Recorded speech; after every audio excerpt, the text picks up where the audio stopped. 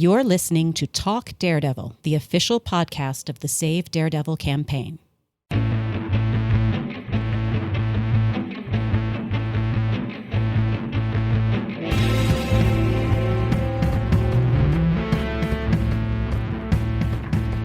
Hello again to a brand new episode of Talk Daredevil, the Daredevil podcast brought to you by the Save Daredevil campaign. I'm Phyllis, and for today's discussion, I'm joined by Ayesha. Hi there. And Shelby. Hey guys. And we are going to continue on our latest series of Daredevil review episodes. Today, we are breaking down Season 2 and sharing why we love it oh so very much. If you listened to our Season 1 pod already, we're going to be changing things up just a little bit today. Instead of talking about our favorite episodic moments, we're going to talk a little bit more broadly about our favorite arcs and themes. In other words, we couldn't decide on favorites, so this is how we're going to cheat our way into talking about everything. So on that note, let's jump in, you guys. All right. So how amazing this season was. The first time I watched it right after Season 1. So I was very excited about what was going to happen next. And the first thing I noticed was, just some articles I read about this guy called Punisher who's going to show up on Season 2. And I got to start with saying, how awesome is Jon Bernthal, right? He was amazing. Did you know Jon Bernthal, though? Yes, I was a huge Walking Dead fan. Mm-hmm. So I knew Jon Bernthal, and I hated Shane Walsh. So I was coming in as a person who hated the character he played on The Walking Dead. And, I was already a Matt fan after watching Season 1. And when I read about this dude who was gonna, mess things up for Matt, I'm like, okay, you know what? Maybe I'm not really gonna like this character. And especially the guy who played Shane Walsh. Nope. And then episode 1, he shoots Matt in the head. I'm like, nope, bad shitless guy. Episode 2, Matt wakes up, he loses his hearing and all that. Like, oh God, what a terrible person that is. And then we see that scene at the pawn shop where you realize that, okay, there's more to this guy. He's, he's going after the bad people. And then episode 3 happened. New York's Finest. And my mind was blown by the dynamic between Daredevil and Punisher. And that is something I'm going to talk about a bit more in detail in this pod. But what an amazing job. The writing for these two characters and the way it was played on screen. It's some of my favorite moments. I mean, I think episode 3 is my favorite in the entire season. I love it. I mean, you and everyone else, really. So true. Yeah. Can you imagine if they had been able to keep that a secret, though? Can you, like the shock of seeing Jon Bernthal as the Punisher? Because I also was a Walking Dead fan, so I knew who Jon Bernthal was. And when I heard this, I was like, this is perfect. Perfect casting. And then, like you said, just the moment, the reveal, he's so good. He's so good. Everybody remembers that scene with like Shane in The Walking Dead where he's like shaving his head and you find out what has happened during that. Oh my God. Love Jon Bernthal. I think I knew who Jon Bernthal was. I didn't watch Walking Dead, so I don't actually think I had seen him in anything. Like, he was one of those actors where, like, I knew who Deborah Ann Woll was, but I hadn't seen her in anything until Daredevil, right? So I knew that this was someone that people liked, and he was, like, a good actor. But yeah, he totally blew me away. They did an amazing job casting him as Frank Castle, like, second to Charlie and Vincent D'Onofrio as Kingpin. It could not have been more perfect. In some ways, I think Jon Bernthal might have been like the most perfect piece of casting as far as like actor to character. Because for a lot of the other actors, even though they're very, very good and amazing even, it might not have been like a direct line from this actor to this character. But with Jon and Frank, though, it was always like, okay, yeah, that makes so much sense. Like look and feel and the type of acting he does and the kind of roles that you usually see him in. Yeah, I really enjoyed so much of that. And, just to kind of talk more broadly about season 2 as a whole, I'm going to jump into like my first thing that I really liked about the season, which is really how the season itself was structured. I remember when I watched season 1, I really loved the show, but I had issues with some of the pacing. I'm not going to go too much into it because honestly, I can't really remember my specific issues because it's just been so long and I just love it so much. I have no objectivity about it anymore, But I remember that first time I watched it, I did remember thinking, I wish that had been done differently, or I wish that had been paced differently. So when I got into season 2, I remember thinking, wow, I really love how this season is paced so far. I love that they gave Frank his own 4-episode arc, and then they gave Elektra her own 4-episode arc. And then technically even Fisk had a little mini arc after that. It just felt like the season moved along at a really good pace and the stories had room to breathe. And I know I've always said that one of the things I love about season 2 is just how comic booky it all is. Not just because just because we get the Punisher, Elektra, technically Kingpin, all in a Daredevil show, which is freaking amazing, But those arcs feel like comic book arcs. It feels like Daredevil season 2 was its own run of Daredevil, and we got the Punisher arc, and we got the Elektra arc, and we got the Han arc, So all of those things really worked for me as a whole that season. And even the cinematography is very comic booky. Yes. Even the season opener, that scene, that when you see the New York skyline moving, and then you see Daredevil's helmet and the little horns, that is just out of the comic book pages. Yeah. I just love it so much.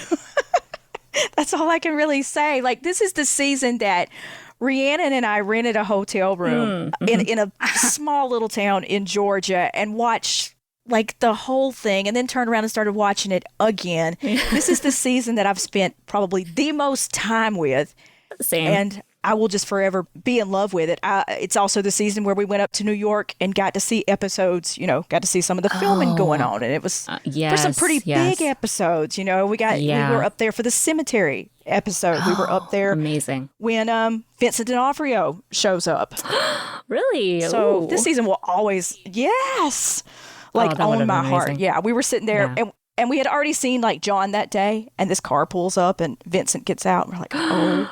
My God. Were you totally? Because I'm going to talk about that later, but I was completely surprised. I had no idea that was coming. I think it was one of those things we bounced around because normally how the trailers are set up. 1 is Charlie, 2, blah, blah, blah. And they had these trailers set up and we couldn't really figure out. I think 4 at the time was John, so we knew that. But we couldn't figure out the rest of them. And I think we were throwing around who it could be. Is it Elektra? Oh, a Punisher Elektra episode would be fire. And I don't think there was even any rumors that he was going to show up. No, I think I guess I technically didn't follow the news. Yeah, I didn't like spoilers. I'm not a big spoilery person, so. But yeah, there was no indication at all. Yeah, and when it happened, then you're saddled with this, what do I do with this information? I have this information and I can't tell anyone. Right. I can't, but that's why this season will always just probably be the one that holds the most part of my heart. And what I enjoyed about it is just that we get equal parts, what I feel like Matt and Daredevil in this season, because of the struggle that Matt is going through, trying to keep such control over both halves of his life, trying to have the perfect night with Karen, forever. And then the best time of his life with Elektra, because Elektra knows who he is. And it's just watching all that spiral out of control. I think you've said this before, Shelby. You just love when people come into Matt's life to F it up. And so yes, just to mess things up. If you want that in a seat, this is the season for you. If you like seeing Matt deal with those kinds of challenges, then this is perfection, really. Yeah. And, like you said, it's so comic booky when you get the line about Cell Block D. That's very comic booky. And Marco, I love you, Marco. The gun taped to his hand. Yes. Yeah, there's just so many nods and little. I didn't actually read the comics until after this season, so I made that connection later But after I finished season 2, I was like, okay, I have to read all the comics. So that was when I jumped into the comics and like read everything. And it gave me even a deeper appreciation, I think, of how season 2 unfolded. And like you, Shelby, this season will always hold a very important spot in my heart. This is the season where I was pretty sure someone from Netflix would contact me and be like, are you okay? Because you're watching this season again. Every day. Oh. Like, I went through a period of my life where I had to watch some of it every day. There will never be a season of TV that I watch as much as I have watched Daredevil season 2. I hear you. And to our listeners, we know that this season is probably the most divisive one of the 3. And so, as someone who loves the season deeply, I do acknowledge its weaknesses, and if there's time, I might touch on those. But yeah, it's just, you can't help what you love, and I just love this one a lot. So on that note, how about we jump into some specific themes or arcs that we really like, and I'm going to pass this back to you, Ayesha, because I know you have a good one to start us out on. So the favorite part of the season for me was the dynamic between Daredevil and Punisher throughout. I've had this conversation with our team member, Van, who's a huge Daredevil and Punisher fan. She was the one who, introduced me to the comics after I'd watched season 1 and 2. And after having watched this season multiple times, after many conversations, and I've come to realize that the relationship that you see for Daredevil and Punisher in this season, it's split in 3 phases. And the first phase you see is right up at the beginning when Frank kind of knows that Matt is not a bad person. He's a good guy, but he doesn't have any respect for him at this point. Like, in the beginning, he thinks he's ineffectual. The whole rooftop conversation that they're having and we watch, he thinks that Daredevil doesn't do enough and that he does not respect Matt, but he wants Matt to respect him. At this point, he's trying to convince him to get on his side. And he keeps saying, you can bash all night around, and the only way you're getting out is if I let you out. Or later on he says, the only way you're getting off this rooftop is if you grow some wings. And, he calls Matt that he's a half measure. Things that we've heard Stick say to him in the previous season. The kind of similar dynamic, and on both counts we find that Matt proves him wrong. Even by the end of episode 3, he gets out of the chains. He doesn't have to grow wings. He could have parkoured his way off, but the only reason he stayed and fought his way down is because he couldn't leave Frank behind. He basically saved his life, carried him down, then fought his way down, the dogs of hell. And whereas he could have run away himself and left Frank to die up there, but he didn't.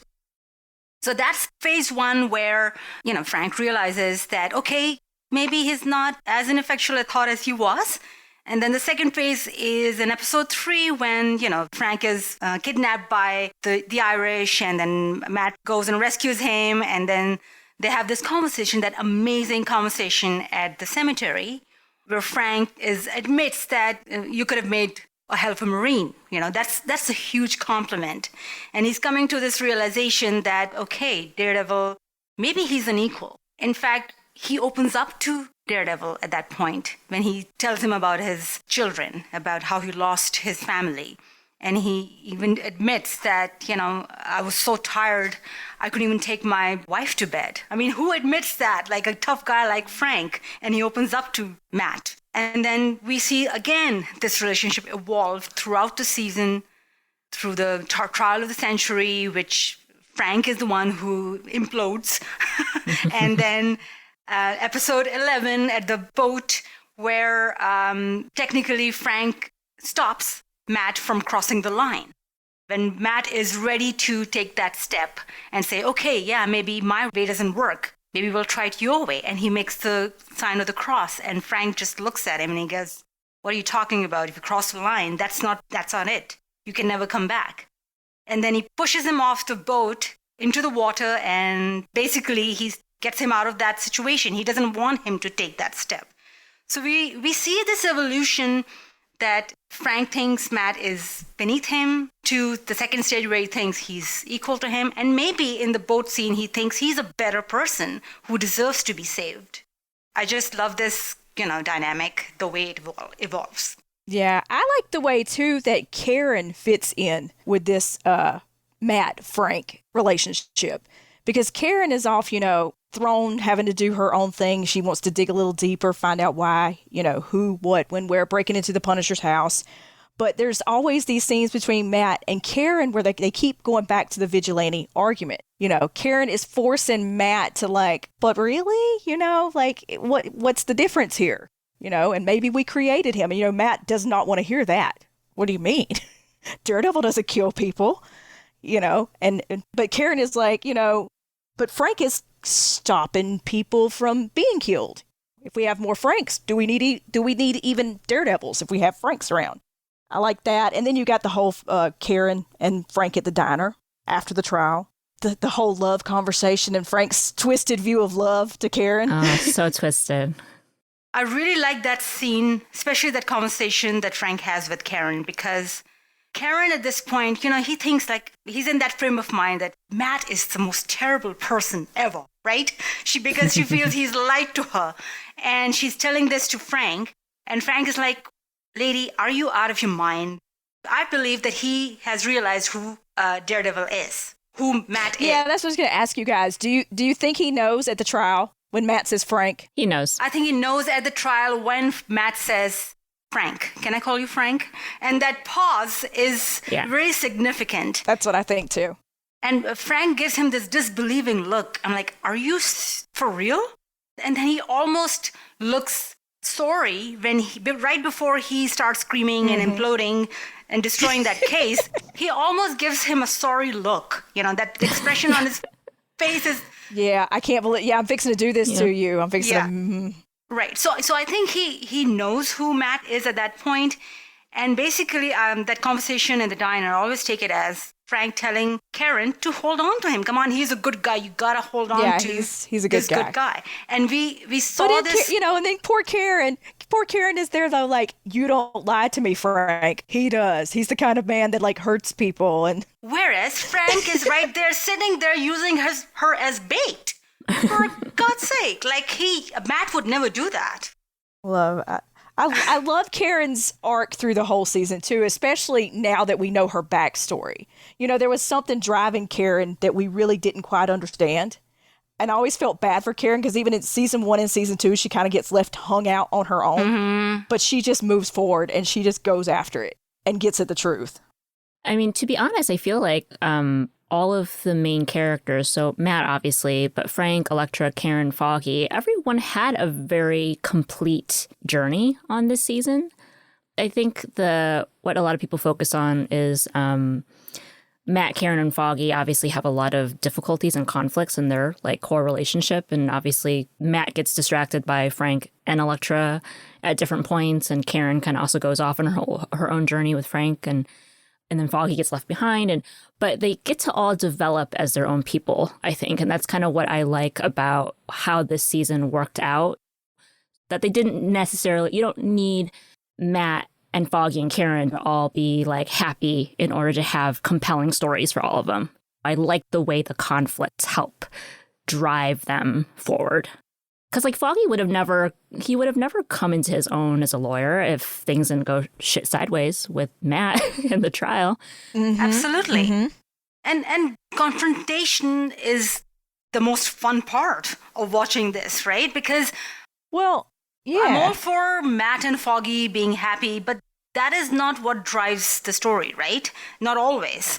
You need confrontation, and that's why some of my favorite parts of every season is when Matt and Foggy have, an argument.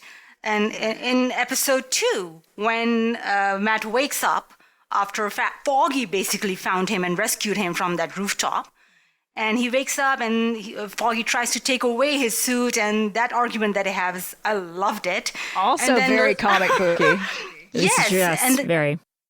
Right. And was it episode 7 was the one where Matt and Foggy have that argument. After Elektra has messed up his life. Yeah. Right. Yeah. They have that argument in the courthouse bathroom, and I loved it. I mean, it hurts as a fan to watch it. To watch when everything is derailing and they're angry at each other, but the dynamic, I mean, that's Eldon and Charlie are so good. Watch. I mean, they're amazing. And they should be. Foggy should be mad. You know, it's just what it should happen. I totally understand where he's coming from, and I agree because, yes, Matt has been dropping the ball, right, on this case. Trial of the century. Right. But at the same time, Matt, I've always felt that, Matt knows things and has to get involved in things that Foggy knows nothing about. And he does not listen to Matt when he has something. But I know Matt also does not tell him at the right time. He always tells him after things have happened. Well, because Matt believes that he's protecting them. Right. And so, but Foggy being But mad, lying through omission is still lying. So I get what Foggy. Yeah, even if it's for their own good, it is still lying, and Foggy's every right to be angry. So those scenes are also some of my favorites. Conflict is beautiful. It is. So yeah, I mean, this whole conversation is making me think of another theme that we wanted to talk about, which is the struggle Matt has this entire season with both sides of his life, the Matt Murdock life and the Daredevil life. And that's a core theme of the season overall, is how he balances out being a lawyer and being a vigilante, and how those things then affect his relationships with all the people that are featured in this season. So, Ayesha, how about you get us started? Charlie has talked about how much he enjoyed playing these scenes, right? As an actor, it must have been so much fun to play that conflict of, Matt struggling with the two halves of his life. I know I mentioned this before, but as fans, it was painful to see all the crap happening, how Matt kept making mistakes, very human mistakes, but there were often things only he could help with. Yet he never caught a break during the whole season. And everyone kept blaming him for everything, including Foggy and Karen, especially Foggy, who had every right to be mad at him, but he refused to see his point of view at any point. He kept blaming him for creating the problems. But that was not always true. Matt didn't create the hand. And we see this continue in Defenders as well, right? Karen said the same thing. She blamed him for the hand when it was not his. Like, he did not create it. And his closest friends kept blaming him for being the cause of everything that went wrong. And you always saw that Matt stayed quiet. He accepted that blame because I think in a way he did blame himself. Whenever anything goes wrong, he always blames himself. He would never blame anyone else. That always hurt as a Matt fan, but it was so beautiful to see. And anytime Charlie talks about it, he has talked about how much he enjoyed those, especially those middle episodes in this season when Matt could not get a hold of, anything. He was just messing everything up, and he just kept screwing his relationships with everybody in his life. And it was very much enjoyable. He enjoyed playing those scenes. I mean, you could just feel the way he was stretched to the limit. As a fan, it's like painful, but as someone who enjoys good television, it's great because there's like so much for him as a character to like chew on and deliver to us. And just that whole arc of him in the beginning of the season, I think we touched on that. It opens in such a superhero-y way. He's kicking ass. He's they're shooting he's catching pool. the bad guys. He loves it. He's like, this is great. This is like my life. They're getting paid it. in bananas. It's fine. And then Frank comes in and he's like, no, it's not fun. And Elektra comes in and Matt's like, oh, crap. Like, maybe I can't do this. And I'm going to talk about this later. But, Elektra ends up being a scapegoat for Matt's struggles through a lot of that part of the season.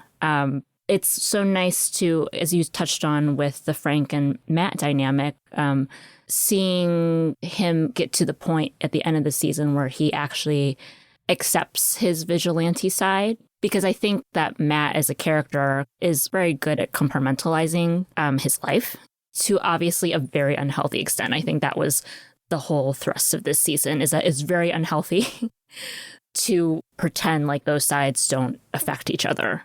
You cannot ignore the fact that there is something extremely hypocritical about being a lawyer by day and dishing out your own form of justice at night, which is what Elektra was getting at. She's like, I'm just doing things the way that you do them. And he's like, what do you mean? And she's like, dude, you take if you what you want at night. Yeah, you take what you want at night. And he's like, what?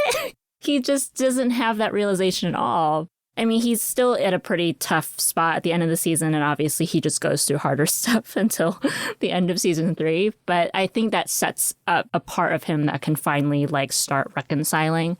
I think that's why he does go to Karen and finally comes clean about his identity and, you know, all that stuff. But yeah, I mean, that whole journey, the back and forth, but him coming to the conclusion that being Daredevil is important to me. I can't just pretend like that this isn't also as important a part of my life as me being Matt Murdock, the lawyer and best friend and crappy boyfriend. I love the moment at the end of episode 5 when you get through with the Daredevil date and it's you're like, oh, so pretty, and you know, I just want to have this one perfect night, and then he starts walking, he's back on the street, and he, those you know, lights. Brilliant direction. Yeah, and he can hear everything, and you know he's wondering like, I don't want to go see what Elektra's up to. I don't want to have to go do that. I don't want to have to go do that. I don't want to have to. I'm Matt Murdock right now. Damn it! Don't intrude on Matt Murdock's life. And then he like loosens his tie and he like pops his grits neck his and he's teeth. like, no, yeah, like this, clenches his jaw. This is what I got to go do. I can't not do this. And he goes to Elektra.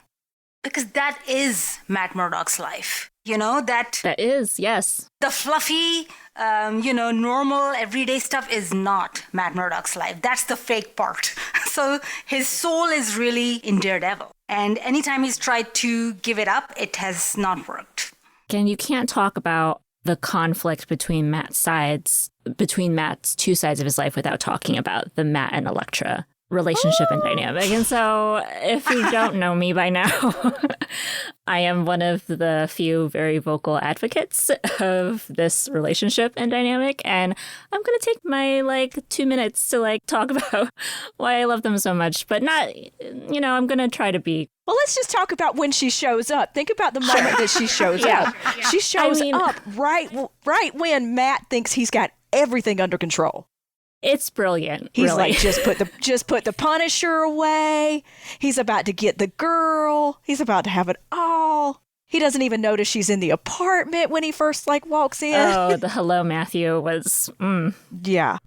People complain about how Elektra just brought so much trouble and brought so much conflict. I like to think that Elektra did not bring out anything that Matt wasn't already dealing with. So she basically forced him to confront a lot of issues that he hadn't bothered really thinking about or confronting. The timing was very poor.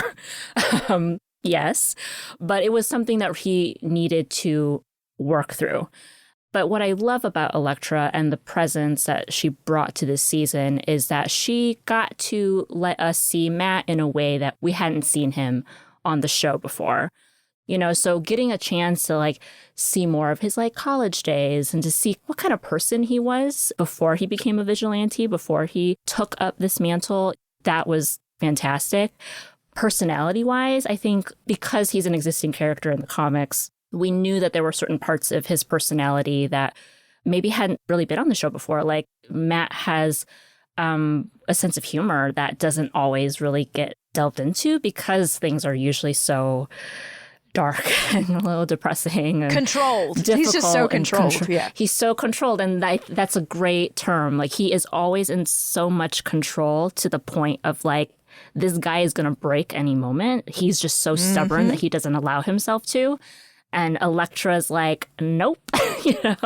She pushes every single button, and it's just fantastic. Now, I hated how she was a convenient scapegoat, not just for him, but for the audience as well. If anything went wrong, it was it's her fault, But no, I think she needed to be that foil for him in that moment. Frank played a certain kind of foil to Matt in his journey of discovery, and Elektra played a very necessary foil to Matt in this second stage of his journey. And that whole episode 6, that was just such a favorite of mine overall, because I love the way they set up this contrast. You have these really grim Frank Castle scenes, right? It's super serious. And then you have Matt at a party with Elektra.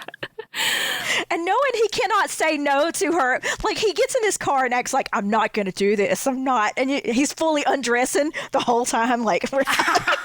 You can't make me do this, as he unbuttons his shirt.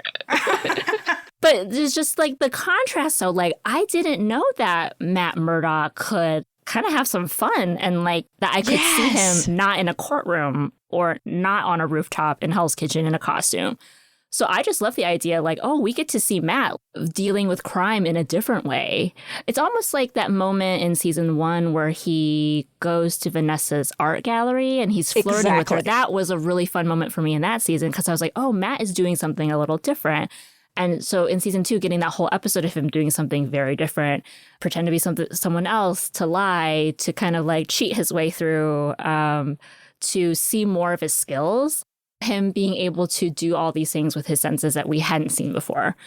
Yeah, he gets to use the Matt Murdock persona. Right. Like, he gets to use that part of his personality.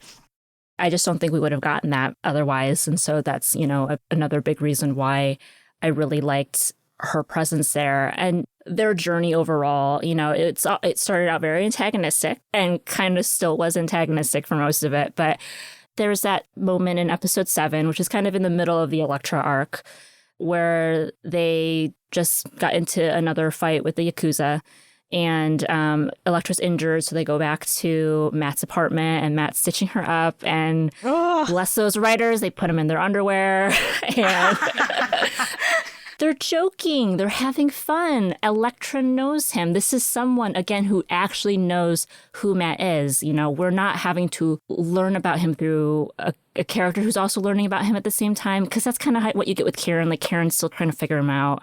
Elektra knows who he is. Matt knows who Elektra is. There is that already existing level of comfort because, you know, they were lovers back in college. And so, you know, when she's joking about like, well, what do you say to the woman, you know, that you bring home? And Matt's like, you know, laughing it off. But then they have that conversation where you get that payoff from the flashbacks. Matt's asking Elektra, where did you go? Where did you go? Yeah. One moment they're like beating Sweeney to a pulp and he turns around and she's gone. And that's the last time he sees her. You can understand Matt as someone who has a lot of abandonment issues, you know, how much that would have really messed with him at that time and how much he hadn't had closure from that. And you see Elektra really for the first time since we had met her actually being honest and vulnerable and opening herself up to him and just being like, you know, you deserve better. And you just see how much that weighs on her, because we are also kind of used to Elektra purposely pushing his buttons. And, you know, she's not doing any of that. She doesn't do any of that the next day either, at least not until after the next part of the trial. But, you know, I think that we needed that. And then we get some more of those moments too. In episode 8, we get another kind of humanizing conversation after Elektra's injured in that fight with the hand. And they hash out the whole fact that she lied to him, that the whole thing was a ruse, but that she did love him. And Matt trying to make his case, try to do it my way, try to do it the good way, you know. And this is where you get the sense that, you know, Elektra is not just your run-of-the-mill, like, bad guy. Elodie Young has talked about this. She doesn't really believe Elektra is a true sociopath, but she's somebody who has that weakness in her. She's not capable of just fully being bad. And Matt is a weakness. Her desire to be loved and her desire to maybe do something good is a weakness, you know. So yeah, I mean, Elodie has talked about this, that a true sociopath would not have a weakness like Matt. You know, she wouldn't give a shit, but she does give a shit about Matt. So that he's always been her true love. And it's not, I don't think she's a 100% sociopath. She has been written with some of those tendencies, but yeah, and Elodie has done such a great job. Like, she's amazing. Job. She's amazing. Mm-hmm. You know, I did appreciate that they tried to give her a backstory near the end of the season. I think when they finally figured out what they were doing with the Black Sky, which, but just to put that back into the greater context of the Elektra character, you know, she was raised as a child soldier in what essentially was a group of extremists. You know, the Chase is technically good, on the side of good, at least in this fight between the Chase and the Han. But that's not an ideal way to raise a child. And so when you see the person that Elektra grows up to be as an adult, like, you can't be too surprised if Stick was her father figure and the Chaste was her family. You know, granted, she did have the benefit of being adopted out to like a rich family, but her mission was always to be working for the Chaste, even as a child. I just think that there's a lot more going there, and I would love in the future if we got some kind of follow-up to her story, because I think she deserves it. Oh my God, wouldn't that be great? Wouldn't that be? Because in the end, think about it too. Think about it that Elektra couldn't leave Matt either. You know, when Matt at the end is fighting the hand, he's like, I'm going to go save those people. She didn't turn her back on Matt. Yeah, so that's my... I'm going to step off of my soapbox so we can talk about other things, but thank you for humoring me. It was a good soapbox. So good, though. There's so much in this season. It's so good. And next on our list of things that we loved about this season, the season 2 costume upgrade. The season 2 costume. Okay, so the season 1, the costume reveal at the end of season 1 was amazing.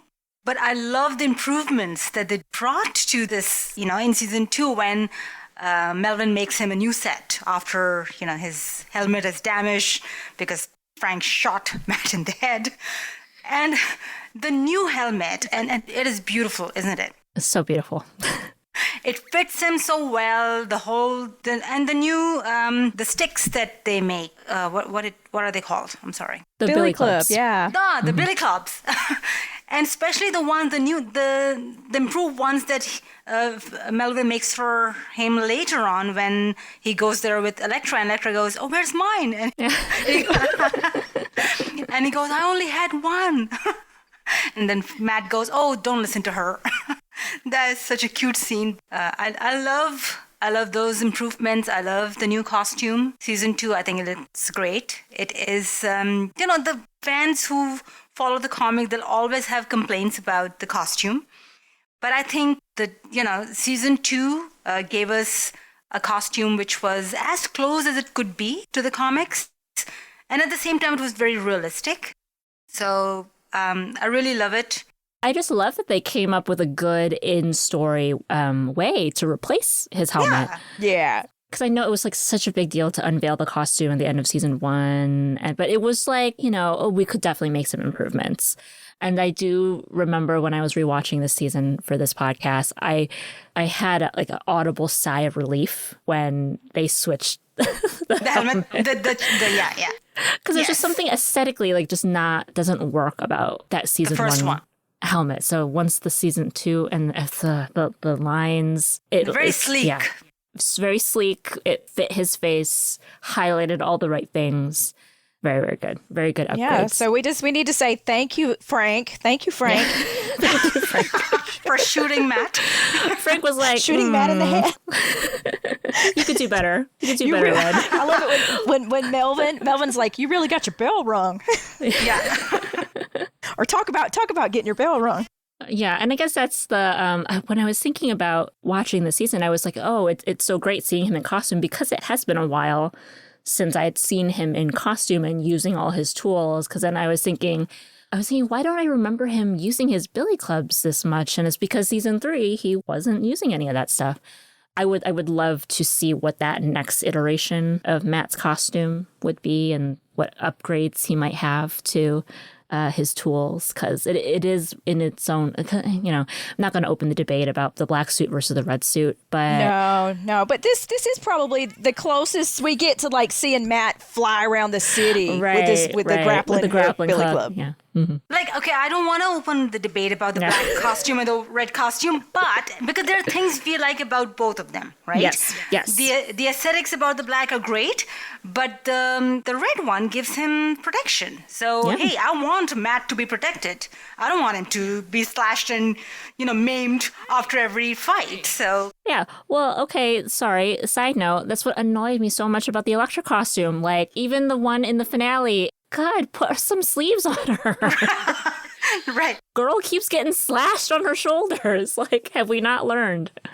So the costume provides very necessary protection. So it does make me feel better when Matt is wearing his costume. Like when he was fighting the hand ninja in his home, I was like, oh my gosh, he's in a suit. He's going to get cut up. Like, please, God, give him some, he was just lucky enough that he beat the kid. But yeah. What? You didn't think the coffee table was enough protection? That poor coffee table. That poor coffee table. I know. It's gone through a lot. So I'll just go to my last point. And then if you guys think of anything else you want to wrap up on, just give a shout. The last theme from my list, or arc, or however you want to call it, that I really enjoyed from this season was Fisk's surprise inclusion in like episode 9 and 10. So I know we talked about how Shelby kind of got a sneak peek when she was watching the filming, one of the few people who knew this was coming. But as I said, I was completely surprised. I had no idea this was supposed to be in the season at all. They did a very good job keeping it under wraps. When I was making my notes about this episode and how much I liked having the Frank arc and the Elektra arc, that's when I realized, we also got a little mini Kingpin arc. We got that meeting between Fisk and Frank, and then another meeting between Fisk and Matt. And if we're going to talk about the comic booky nature of both of those meetings, like I just got chills. I just got chills thinking about it. Oh. Chills, major chills. And I thought it was, it was just brilliant, a brilliant way to use him in this season. We already had a full season of Fisk in season 1, so you don't want to like overdo it. So it was like the perfect bridge in retrospect between season 1 Fisk and season 3 Fisk. I think that if they hadn't done that in this season, it would have been maybe harder to set him up the way that he was set up in season 3. And it would have just been a loss, I think, for the season overall. So I know we talk about, this is the season of the unholy trinity. You get Frank, Daredevil, and Elektra, but really you get Frank, Elektra, Fisk, and Daredevil. So you get 4 key Daredevil, including Daredevil. You get 3 other very key Daredevil characters. And honestly, if one day we get all of them and Bullseye in one season, and Typhoon, I would die. But anyway, back to Fisk. You guys, please let me know what you thought about those confrontations more specifically. But I just think the way both of those were done were just perfect. I love that this is something, again, that he has to do as Matt Murdock. Right. And he's in there and he's trying to be this, like, controlled. And when he finally pushed, because he knows that's what he's got to do. He's got to push the buttons to get the answers that he wants, to get the confirmation. And then when Fisk busts out of those restraints and slams his head, and Matt can't resist that one little lick that Matt gets in. One punch, yeah. Because he wants to, like, and he can't. They're just brilliant. They're so, to me, this was an Emmy award-winning season. Like, the performances. When Ayesha was talking about the cemetery scene, I'm like, that's his. I'm sure it was submitted as his Emmy, but he should have been nominated. Jon Bernthal should have been nominated for that. Vincent D'Onofrio totally should have been nominated for Outstanding Guest Actor for that little role that he plays in the middle of the season. Yeah, it's so good. And then Matt leaves. Matt is so shook when he leaves. What I love about that confrontation is that it ties in directly to everything that's coming in season 3. Yes, after watching season 3, all the things, all the buttons that he pushed, the Vanessa button, and all the things, because this thing is very personal to both Matt and Fisk. As much as Foggy and Karen, it is personal to them as well, yes. But to Matt, he has to do the thing that he does in the season and in season 3 as well. Why, in season 3, why he tells Maggie that it's not their fight, no one else's fight, it is my fight. Because it is personal to him. And, Charlie's talked about, but like he didn't have to act in this scene because when Vincent grabbed him by the throat and he holding him so tight, he could barely breathe. Yeah. And how much he learned from Vincent in that scene, because Vincent really is brilliant. And he's such a wonderful actor and such a great casting for this character. So this is one scene that I've always watched behind a cushion. Like I always have like a pillow in front of me and I'm hiding behind a pillow when I watch this because I'm terrified for Matt. I know exactly what is coming, but every time I watch it, I'm terrified because even though I know how it ends, it's like he could have been killed. Yeah. Right. Because he could not fight back. Otherwise, he would have given up his secret. And even though he did hold back, Fisk kind of knew something was going on because he opened up his file afterwards. Yeah, and that's when you're like, oh, shit. Just the way they seeded those things in for the future, it was really, really good. And I mean, I think we got that payoff and more in season 3. Any other thoughts or honorable mentions or just closing remarks that we'd love to give this season before we wrap up? Frank, why didn't you come 2 minutes earlier? Yes. Frank, why did you spend those 2 minutes looking for a really cool, jacket? He had to make his best, okay? He had to find spray paint. I will say that was one of... He scrapped the first one. He was like, no, that doesn't look like a skull. You can do better. I will say that was one of my disappointments from this season is that I felt like the marketing was playing up the Punisher, Elektra, and Daredevil showing up together in a scene. Oh, yeah. We never paid off on that. Literally, Elektra dies and then the Punisher shows up. But in retrospect, watching this season, Frank and Elektra are just so fire that I don't think the season could have handled it if they were. Yeah. No. If they were That's true. Matt certainly would not have been able to handle it. So perhaps it was for the best. But maybe in the future we'll get that. The Matt and Claire scenes. Oh, yeah. The few Matt and Claire scenes, I really love those because Claire is the one person who tells him things as they are. She's not scared of telling him the truth, even if it hurts. And he listens to her, even if he does not always take her advice, he at least hears her out. So it was nice that she was there. It was nice that she was there. Yeah. Yeah, there's just so much more that we can talk about, but we are officially out of time. So I think that's a good spot to leave it on. I mean, again, we love this season so much. I think if you haven't watched it in a while, it really is worth a rewatch. If you're a Frank fan, he is in every episode of this season. I know some of the fans out there like to focus on those first 4 episodes, but you see your boy Frank the whole way through, and he has a lot of good moments the whole way through. So I think some people could use a little refresher. So go and enjoy the comic book fun of Daredevil season 2. It's just glorious. Let us know what you thought about season 2. We'd love to hear your takes on it. Watch the fight scenes, the Daredevil fight scene, the Punisher. See how many favorite moments you can come up with, because I have about 30. Only 30? Oh, well, that was me trying to narrow it down. Oh. From 100. Yes, she narrowed it down to 30 from 100. But yeah, so, if you are not already subscribed to us, please do. You can find our podcasts really wherever you listen to podcasts. If you do listen to our podcast on our YouTube channel, you can always subscribe and comment there. We are on social media at Renew Daredevil on Twitter and Save Daredevil everywhere else. And so we always love to hear your thoughts and your comments and your feedback. So definitely get in touch and let us know what you think. We are going to keep reviewing more seasons. Our next episode is going to be about the Defenders, and when we will be wrapping it up with Daredevil season 3. Thank you guys for taking some time out of your day to talk about this, and we'll see you guys next time. Thank you. Goodbye. Heck yes. Bye. Bye.